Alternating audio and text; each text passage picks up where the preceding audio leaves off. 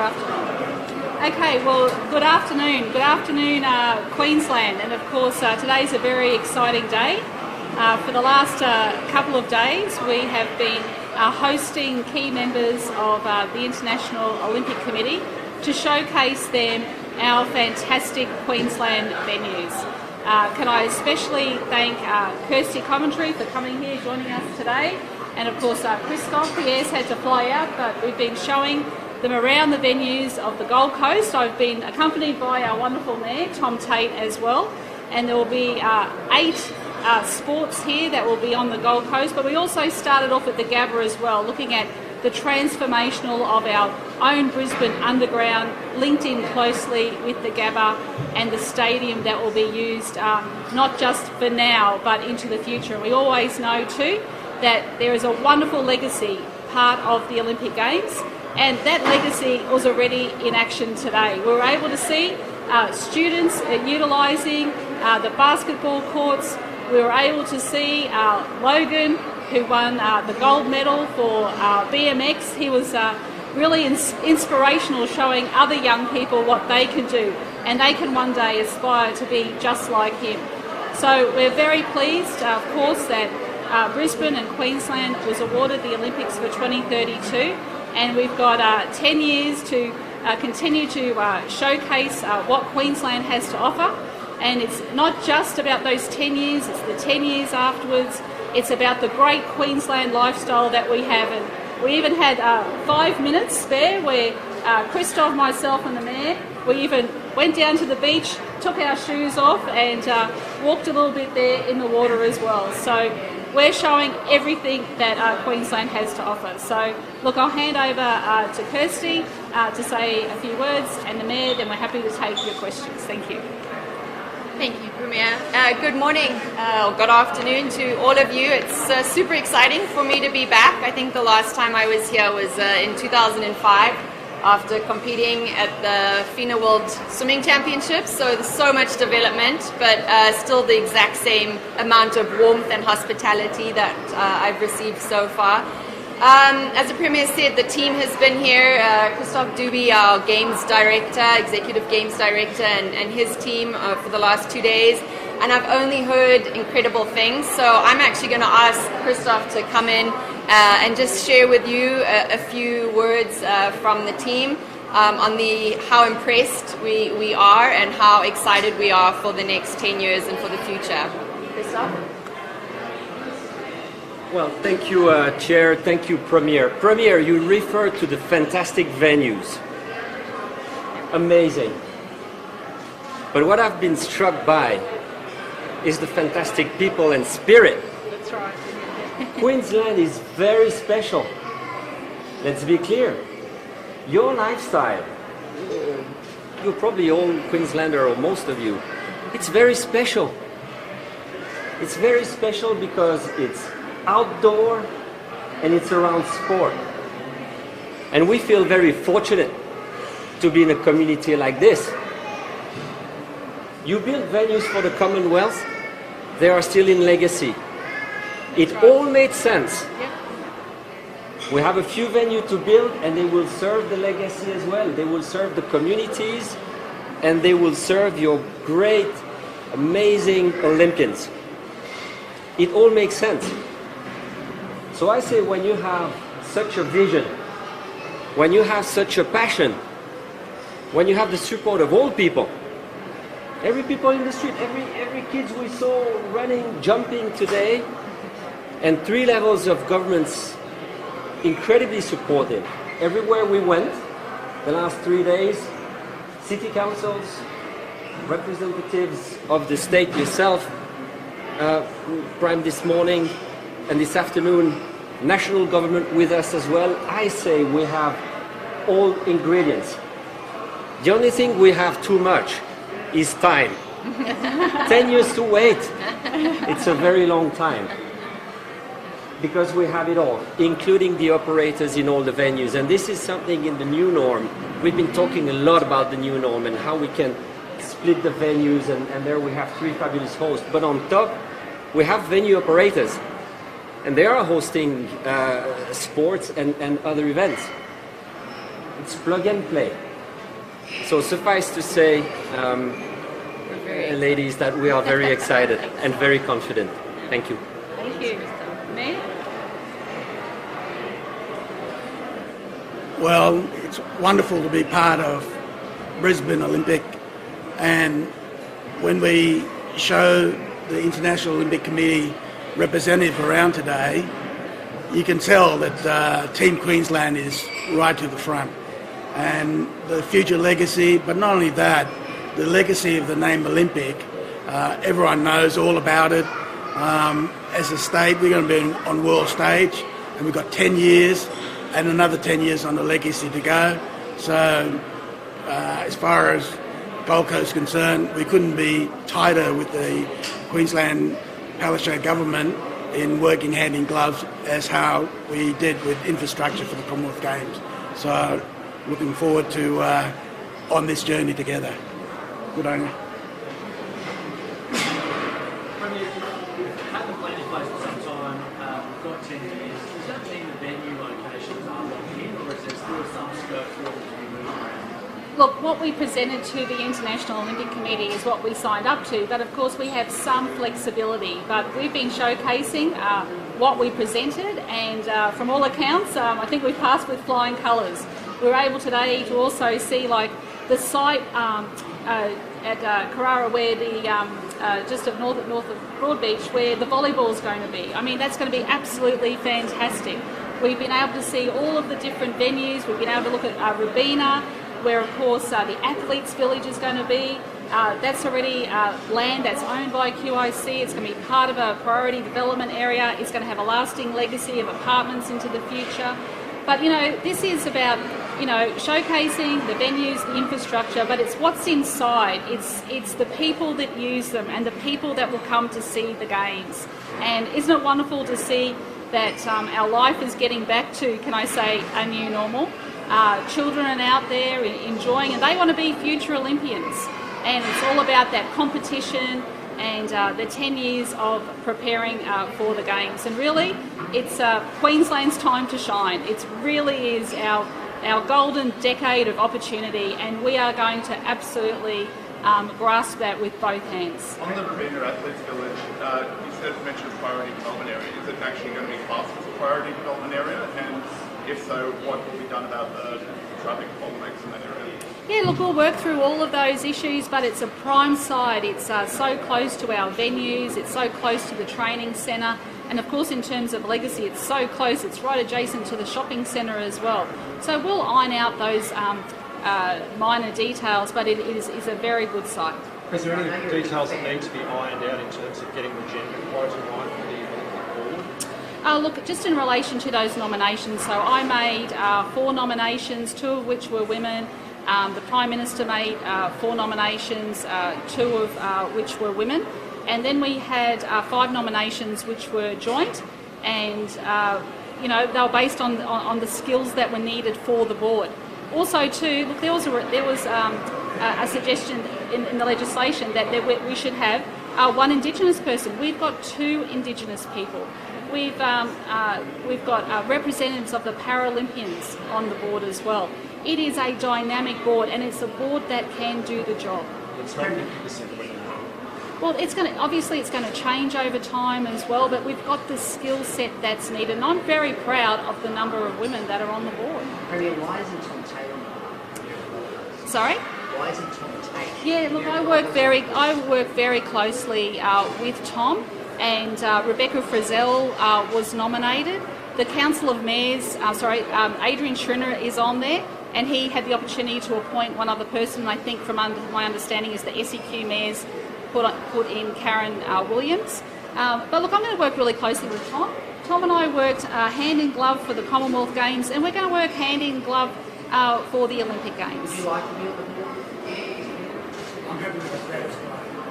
Premier, And you never know what's going to happen in the future either, Peter. So, can I say too, of course, you know, these board appointments are for 4 years, but things come and go. There's elections, you know, for all different circumstances, people might leave those boards and others come on. But Premier, people say it's a bit weird that this place has 8 venues, Yep. and the mayor is actually on the board. It's 22 on the board. It's better than the Melbourne Cup. Well, I'm going to work closely with Tom, and I'm going to work closely with Jenny Hill. You know Jenny very well, up in Townsville. There's going to be venues up there. I'm going to work very closely with the mayors right across the state to deliver the biggest world event. Can I just stop everyone here for a moment and just think about it for a moment? We have the world's biggest event coming to Queensland. Look, never in my lifetime did I think that was going to happen. I am just so super proud of this state. Every time I see kids out there, I'm super proud to say to them, how do you feel about having an Olympics in your state? We've got young people here today. We've seen young people. And our Olympians, and let's not forget too, the Olympic Games is about the competition and the athletes. We have now thousands of children out there that are absolutely aspiring to be part of that Olympic dream. From your podcast, when we actually start seeing infrastructure like the Gabba, there's a lot of talk going on, but when we actually start seeing things happen? Yeah, well, a lot of planning's happening, of course, in relation to that. We did pre-planning before we went over to Tokyo for the presentation at the International Olympic Committee. But what we do know is, and we saw this today, the construction for Cross River Rail is happening. And there is so much happening there, and of course we've got the metro being built there as well. And then once that's completed, then we can then start the deconstruction and then the construction of the brand new Gabba. I mean, the OCOG needs a CEO first, but have you got an idea in terms of when you'd like to see it staffed and up and running under its own steam? Look, the chair of the Brisbane OCOG board has made comments that that's a priority of the board. He is the spokesperson for the board, but you know, he has said there will be a worldwide search for that, and we will get an update on that at the next board meeting. Yes.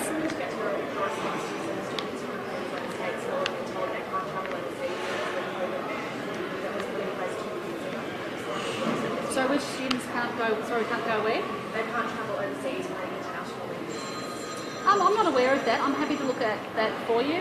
But my understanding is that the international, that people can travel overseas, so it might be a school decision, but I'm happy to look at that for you.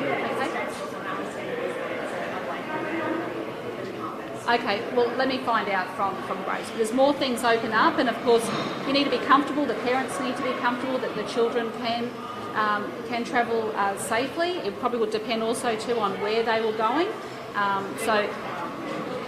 Okay. Yeah, so I'll find out for you. Thank you. Just wanted to ask you, obviously this is a bit of an unusual tour, given that the IOC was sort of largely prevented from coming out because of COVID pre-Brisbane being selected. What's it like to see what's on the ground? This might come back to you as well, Christoph, but what's your first impression of how the plan has panned out?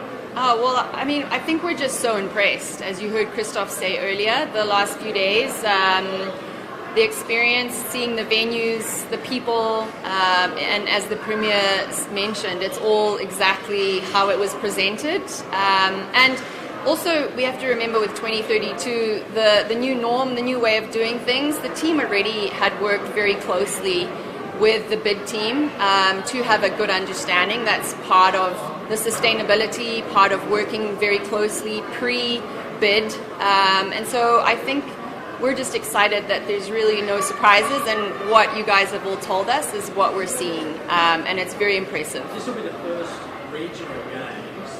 I guess you've got a sense today of the distances, the connectivity. I hear you've got a pretty good run of traffic, at least with those from Brisbane and Gold Coast, Saturdays and Thursdays. But how do you see that changing the whole life? What's the fact that it won't be a central? You know, I think that because of where we are as an organisation and wanting to become more sustainable and grow and come into a region that allows for it to have a higher impact on a community, this Games is going to tick all of those boxes. So for us, I think it's really exciting that you're coming in, and while you're inspiring a globe, you're leaving a very small footprint and a big footprint in terms of the engagement, in terms of the growth of the community and the sport in this region.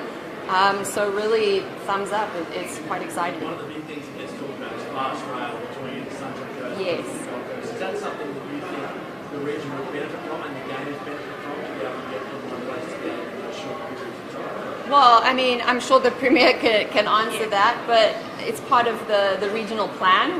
That's our understanding. It's part of connecting the three so that it allows for the communities to also connect and get easy access in for it. So the legacy of that is extremely great.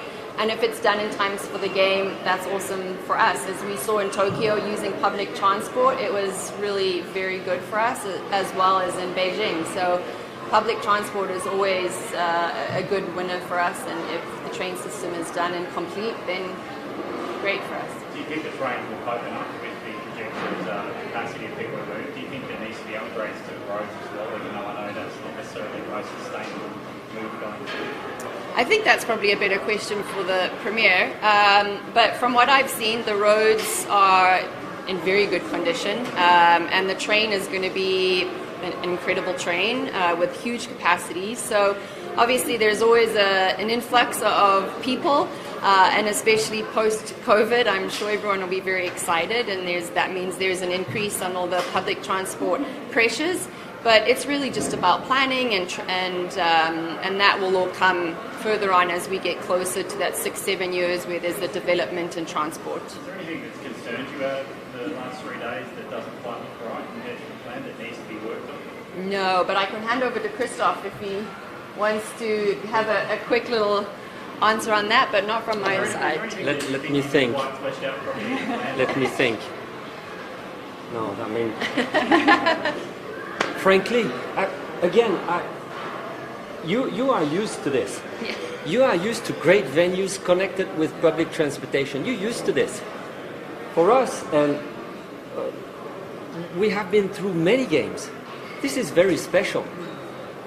And to your question before, yes, we saw it on paper. We had also the games a few years ago, and everybody was stunned by the quality of these games, right? So it's not that we went somewhere we didn't know. But I can tell you, for me, first time I'm on the ground, I'm far more impressed than anything I've seen on paper. Seeing it in the metal is very, very impressive.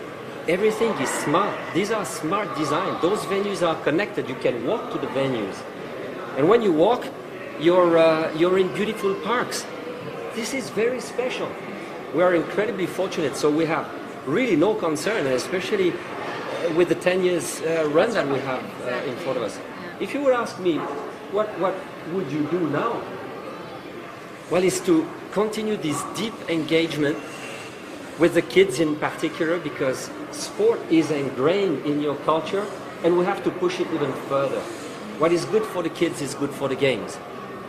And in 10 years, the level of excitement will be impressive. Sorry.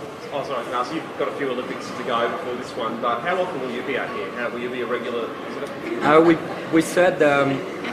We said we try to come every month. Now we love the place. We love the place, but the thing is, we have to pace it as well. We don't want to superimpose on the organizers. They know what they do. We can work with the distance. You know, we have incredibly competent people, so we're gonna be kept appraised of this project on very regular basis. Coming out there as soon as we can, we'll be back. Sorry, folks, we have to move on. Just on the Triple C. Oh yeah, we'll let the Olympic people go. Thank you. Basically, they've said that they don't have the remit, the power, the resources to look into a issues. Will you further resource the Triple C, or is it now time to announce a Royal Commission? Well, in relation to the last part of your question, there's a Coldrake review coming, so let's not preempt that. Let's see what he has to say. But also too, any issues that the opposition wants to investigate, or if they think there is anything alleged, they know they can refer it to the Triple C. So they do have powers to do investigations. Of course they do. They were set up to do that. And I don't think during our term that we've knocked back any funding requests for any expansion of resources, unlike the LNP that actually did cut a lot of staff when they were in office. Okay, we're going to go. Thank you very much. Thanks, everyone. Oh,